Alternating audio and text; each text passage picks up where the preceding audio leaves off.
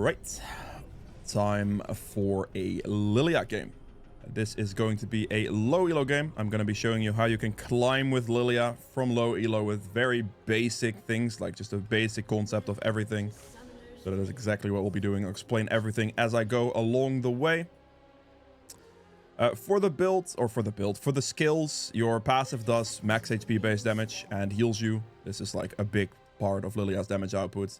Q gives passive movement speed for stacks, basically, but it also does like true damage on the outer edge when you're landing the Q, so you always want to try to land the Q on the outer edge.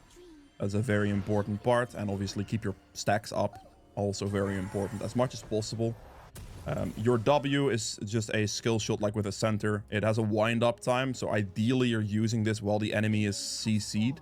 So mostly by your ult, you directly land with W and then try to hit it dead center for the biggest damage. You can see it at the circle. The middle one is the one you want to hit for the crit hit, basically.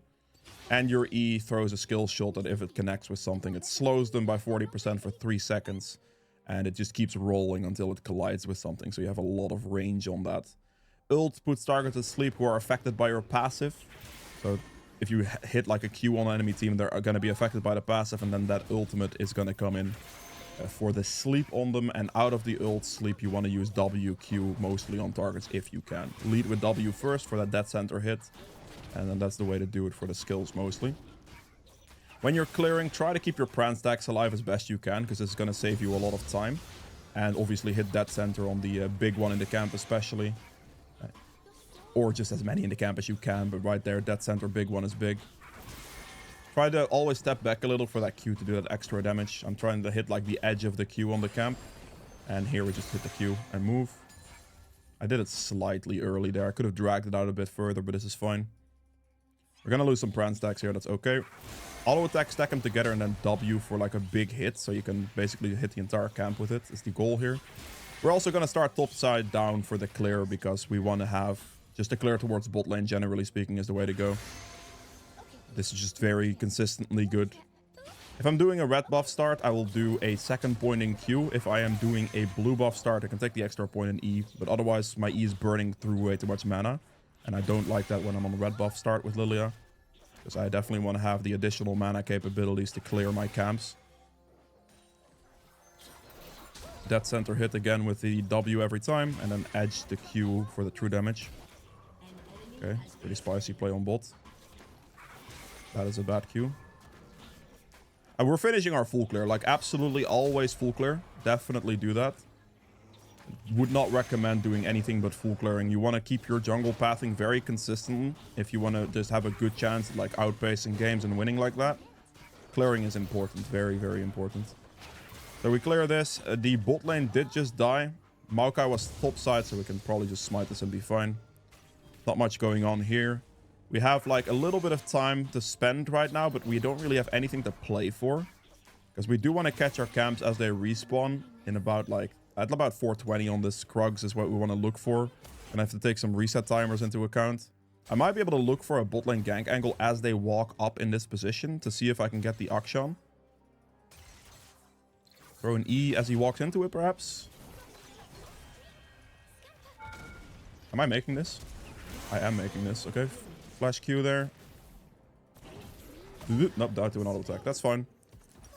This is honestly not bad, because I'm trading into a support, which is okay. The wave gets dragged and pushed out this way, so it bounces back for my teammates, so that's completely fine as well. And I just get to recall here in time, because as you see right now, I could have taken a reset timer too, but committing to the kill, which most likely would kill me, I get the kill, which gives me additional gold, but I'm also catching the tempo back to my camp anyway at the same time. And it's a death into the enemy support, which is usually not a bad thing. So that is like a combination of everything, which makes that play fine. If I'm dying to the ADC at that point, it's a little bit worse, but this catches me proper tempo, and it doesn't risk me losing my camps. So this is fine. Let's move again. We just need to make sure that like we go for our camps once again. We lose the feats of warfare, that's fine. I mean, my death obviously didn't help with that, so fair enough. Ooh, I'm gonna lose my Pran stacks here, probably.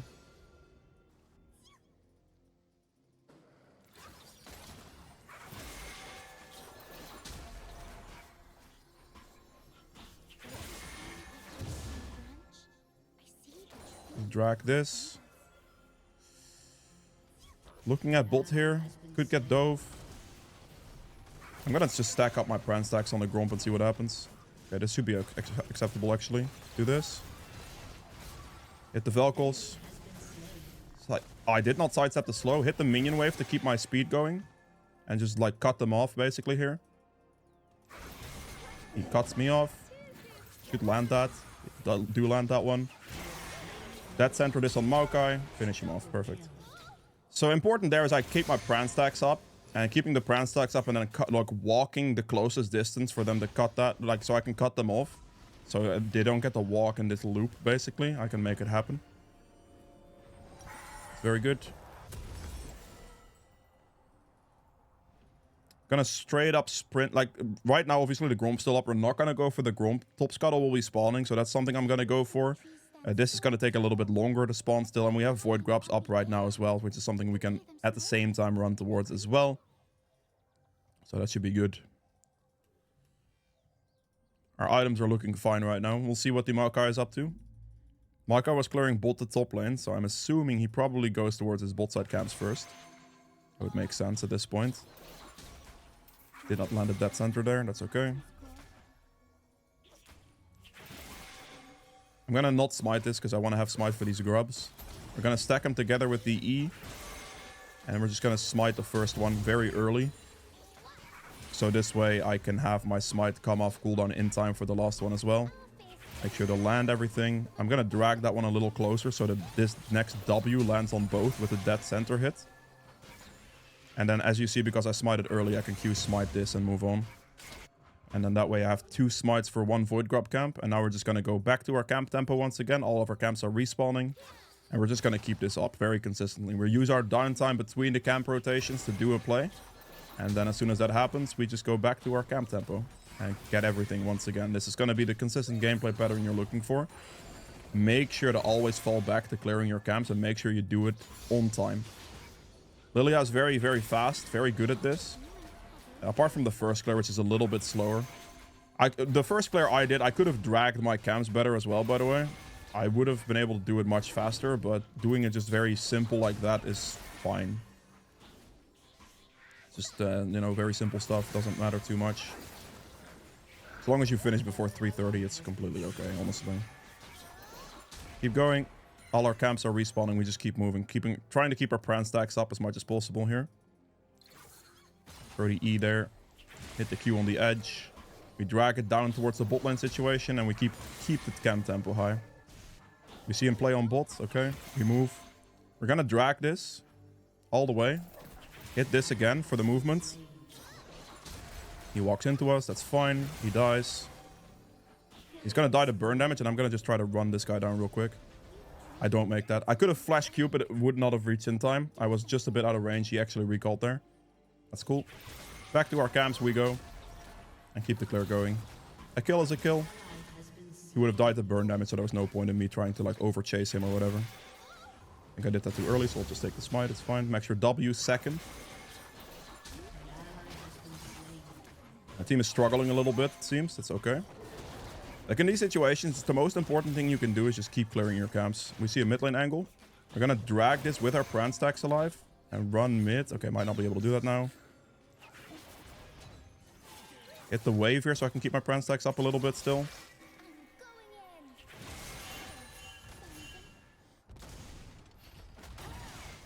It's okay. Bot scuttle. I can stack my my passive back up from bot scuttle and run into bot lane. That's what I'm going to do right now. My Pran stacks, that is. So we're just going to hit this a little bit to get my stacks up. That'll die now and we move. Hit the E, keep our Pran stacks alive. I'm not going to ult, I'm just going to chill here.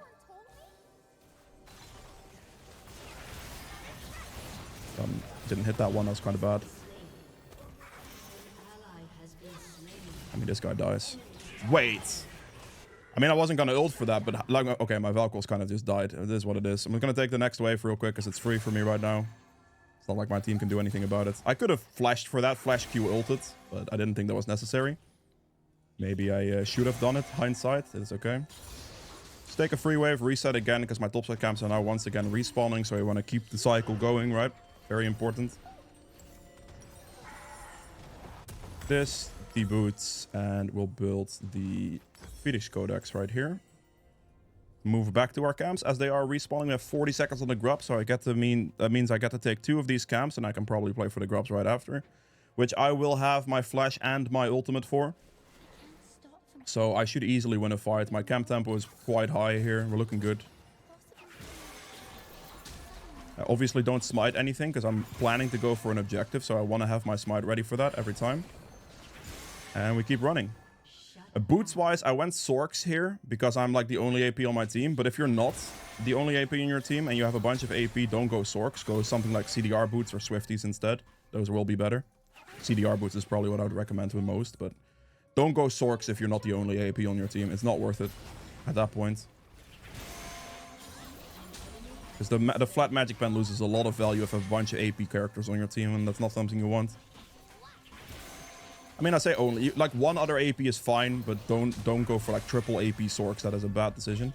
Absolutely try to avoid doing that. So Swifties or CDR boots is basically the one you want to go for. The Billy A's boots, whatever. Get rid of this. We're going to quickly check his topside camps. See if they're up. Okay, good. They are.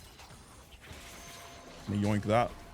In this situation, like, we see Maokai bot. We kind of know he's bot lane here, right? So we can look at his topside camps and see if they are up.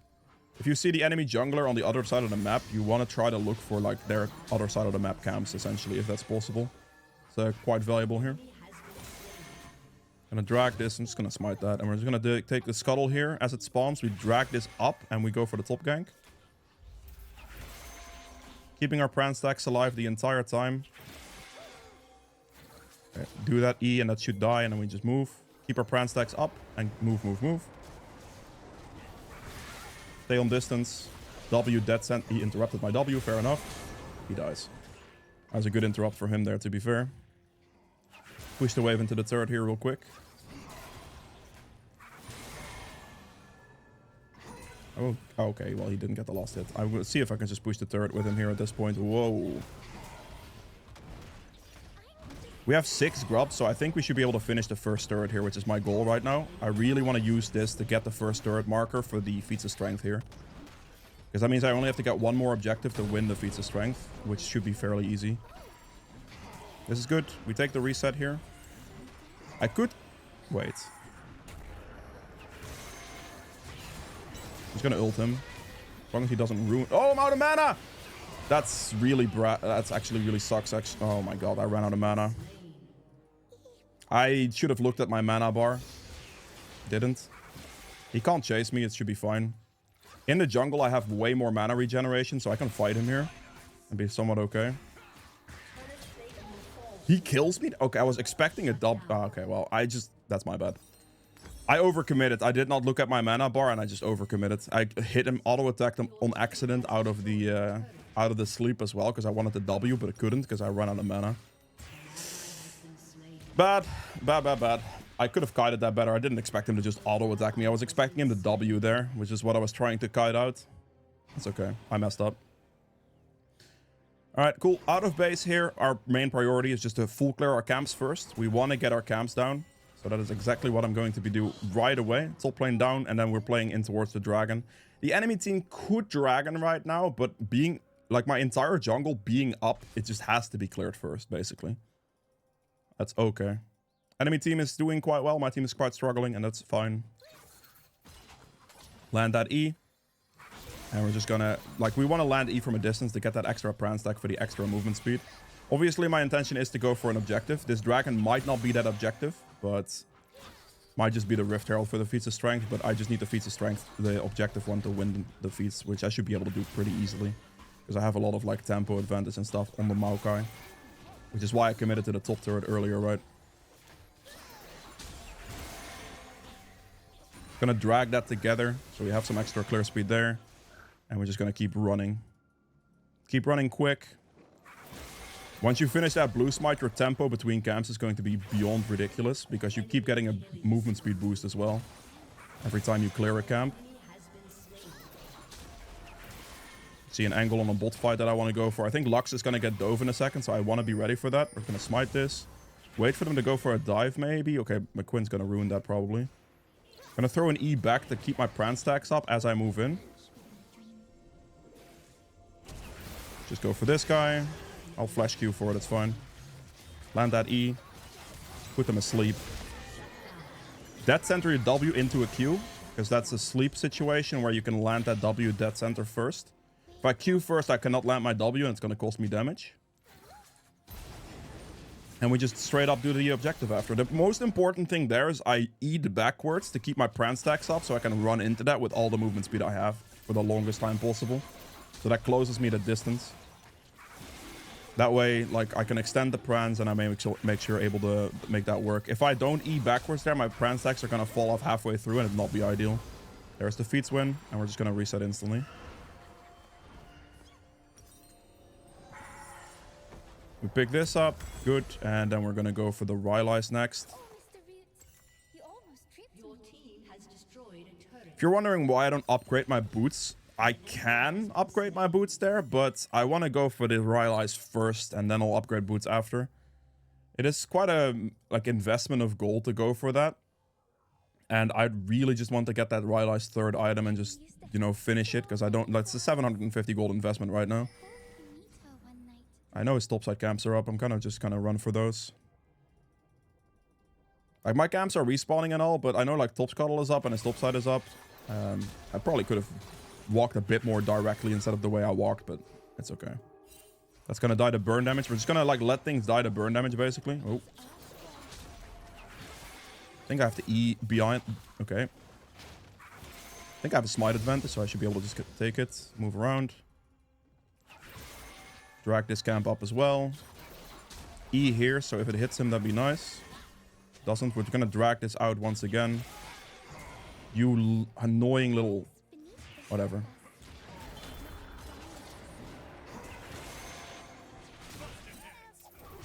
He should die here. Dead center the W. Walk out of it, hit the E. Hit the Q on this guy, put him asleep instantly. Can I move? Can I move today? Hit the E. Hit the Q. Dead center, my W didn't hit. That's fine. Keep my stacks up, or my Prans up here. He flashes. That's okay. Gonna hit the wave. Make sure to like clip the wave here. Oh, that's a good hit. Did I get turret aggro from that? Really? I don't know what I hit to get turret aggro at that point. Maybe I auto attacked him. That's fine. We just leave at this point because we have a Rift Herald to do. Send that E to hit the Rift Herald. That's good. And overall, not too bad of a fight. I'm not like looking to use my ult too early. I'm always looking in fights to like go for priority targets like the Yone there for the ultimate, or like several people in a team fight. But if I let that Yone like do his damage there, that could be kind of bad. So I put him asleep right away. It's one of those champions that could have really hurt me there. Good. Technically, you as Lillia, you can kite this Rift Herald and do it much faster. Because you can kite the damage reduction from the Rift Herald as Lillia with like enough like movement on it. But I'm just gonna tank it, it's fine. I'll take a bit of a time loss because that's gonna be too much to ask from most people, I think. But you can out-kite the Rift Herald and not let it hit you, and then that way you can not take the damage cut and do it faster. Maybe I should have showed that actually instead of doing it like this. Maybe that was a smarter, would have been a smarter decision actually.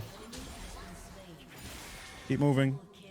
As you see, I'm like letting everything die to burn damage as I keep running. So this will save me the most time possible.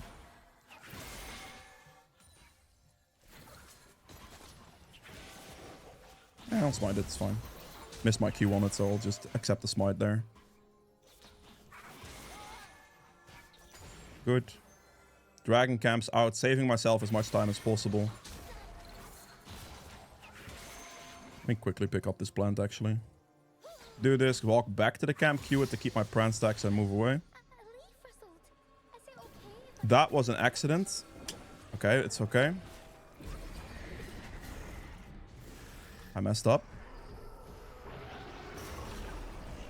That's disgusting, Riot Games. I clearly had it on that side. Okay. That is just Riot scamming me. It is what it is. We're gonna put them asleep. Dead center the W into... Okay, my Quinn ruined that, I believe. Quinn just landed that on him, and yeah, I couldn't land it anymore. That sucks. Your team needs to not go in first. That's very important, because that sleep gets broken by a hit. I believe my Quinn engaged first and made me miss my W hits. And then she missed the Rift Herald on the turret as well. Alright, cool. No problem. That is the downside, though. Like, if you put targets asleep and your teammates engages it without letting you W it first, I didn't crit my W there. Otherwise, they would have basically just got super chunked. But she engaged it first, so that lost me that opportunity. The backline should die to the burn, I think. Yeah, they do.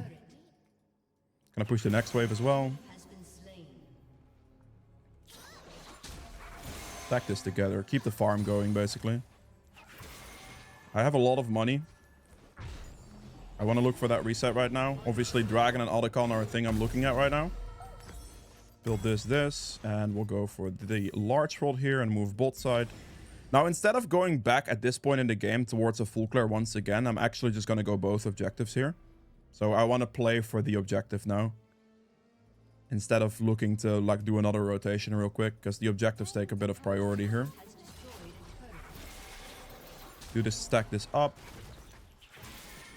Do not last hit my blue buff, please.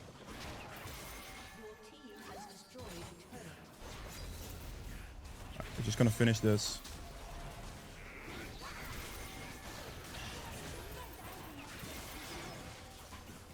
And we're just gonna do the Otacon right afterwards. Don't like walk around for this one, and then the swipe in is melee range. And if it puts a pool under it, don't stand in the pool. That's a different Otacon, but yeah. My team's committing to some fights. Quinn just died to his shutdown. So it's gonna hit this, finish the this off, pick up all the flowers from it. Good. Pick up all these flowers. It's a lot of stats. Okay, Varus does not want the flowers, I think. It's good. Hit the E on the scuttle. And we see a big mid wave we're gonna like look at right now. At this point in time, my entire team is either dead or in base. Or recalling or anything like that. Gonna ult him. Whoa. Okay. Brother, relax. He's gonna die to burn already. Okay, Quinn takes the last hit, that's fine. That was actually a relatively close fight. That set almost got me. Fair enough, mate. Fair enough. Just gonna quickly take my bot side camps, because this way, like if I'm trying to reset here, right? This is gonna give me enough money for my large rod, so I can reset. But out of base, I can take my top side camps and move back onto the map. So half my jungle is gone, and then I can clear the other half. My team is overcommitting a little bit right now. I'm obviously not able to participate in that one because I just used all my cooldowns for that set fight. That was actually kind of close. That champion does a lot of damage. Fair enough. Oop. This is good for this is favorable for the enemy team actually trading like that at the moment, I think. Especially getting the shutdowns from Quinn the entire time.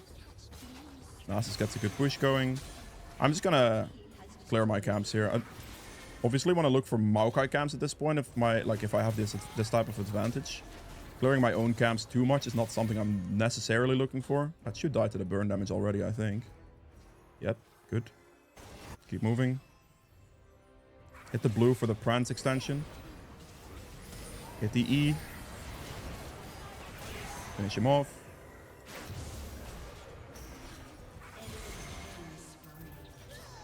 Put it ahead of him there, so he has to walk into it or just like not escape at all, if that makes sense. So I'm trying to put this in the... Like, if I don't have a guaranteed hit, I'm always trying to put it into the path they're gonna walk in towards.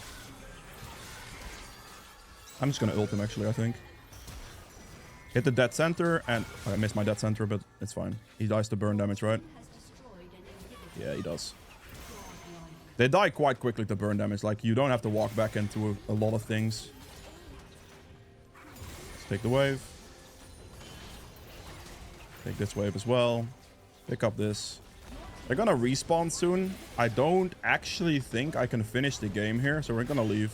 Because right now, what I want you to note is I'm completely out of mana. They're gonna all respawn here, and it's not gonna work.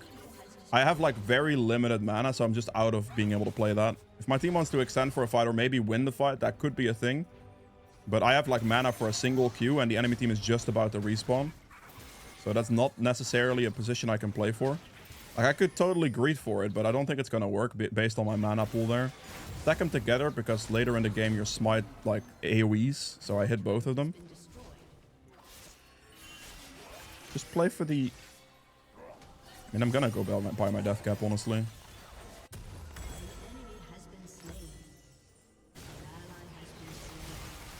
I don't have, like, I could, like, based on my mana right there, I couldn't really end.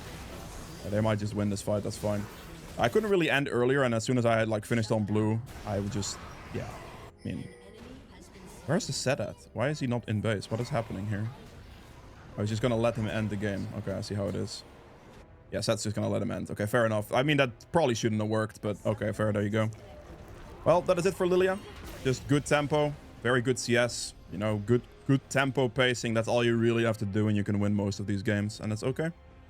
I hope you guys have enjoyed this one. If you did, make sure to like button below. Has been quite a bit. Be sure to subscribe as well as follow on Twitch. And I'll see you guys in the endgame stats. Okay, so for the endgame stats here, I ended up doing a 21k damage only on this one. I mean, it makes sense because at the end there, that fight situation was really weird. Because the set apparently just refused to defend their base. He ended up wanting to lose, I believe. And because he didn't defend the base, the fight kind of worked. My team didn't lose the fight outright. And I probably could have stayed for more damage output, obviously, but the low HP mana thing is something I should normally respect, and normally, yeah, that fight should be a bit different. However, the overall map pressure was still very good, right? 3,700 true damage. We have objective damage at 57.8k. This is a very big one.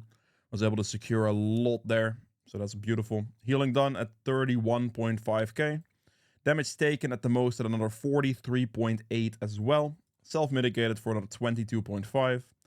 Gold earned at 15.4k.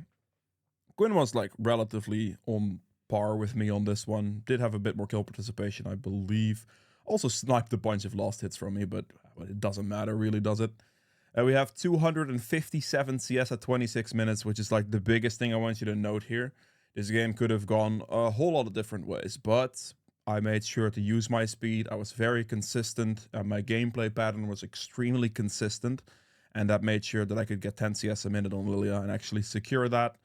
Which on this champion, it's like one of the few champions that's like relatively doable on for a jungler, because you just have so much movement speed. And the moment you start dragging camps between each other, you can get some high pacing going there.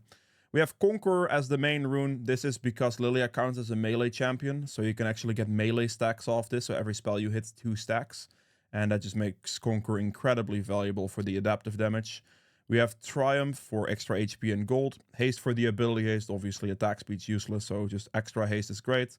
We are running Cut Down. The reason you run Cut Down on Lillia is because the upfront damage with like a E-engage poke or just like Q damage is very, very significant in like mid to late game team fights.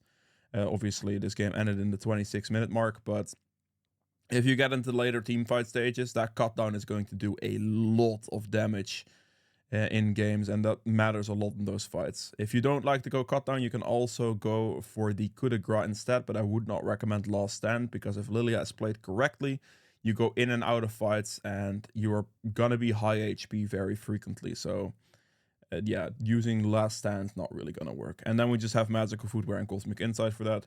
Free boots and the movement speed increase on the boots is good. You don't have to concern yourself with buying boots either. You can just rush straight into your Leandries with the all the gold you get, and that's kind of ideal. And then you have Cosmic Insight. This is a big one for the flash cooldown, the smite cooldown. It does quite a number there for this. Like having extra flash Qs available to you in games is very good, or just having more smite opportunities as well. It's just a very good tempo thing to go for as a secondary option. So there is that. For the build, it is very straightforward. You want to go Leandry's first item always. Also built this out of the Faded Ashes for the clear speed increase. So you're going to go Faded Ashes. You can go for Darkseal and Magi's if you want to. I didn't go for it this time around because I understand that going Magi's is not something newer players or people generally like to do. Honestly, I see a lot of people avoid Magi's, which is respectable. But Magi's is incredibly valuable on Lillia. If you can keep it above 10 stacks, it's going to give you 10% movement speed increase. And well, with the Pran stacks, you can see how that can do quite a number. but I respect the fact that you're not going for it. I didn't go for it either here because of that, and that's cool. So we're just going to ignore the Magi's. If you're going to go Magi's, the best way to go is just Liandry's Magi's into Deathcap is very strong, or you can go Liandry's Magi's and then Riftmaker Deathcap. You can like really want to push a Deathcap if you're going to go Magi stacks, because you can do a lot of damage with that if you get the stacks. But otherwise, it's just going to be Liandry's into a Riftmaker. If you're doing really well in the game, you can go Riftmaker. If your game is struggling a little bit and you're like not as well on tempo or things aren't going too great, you should go Liandry's into Rylai's instead.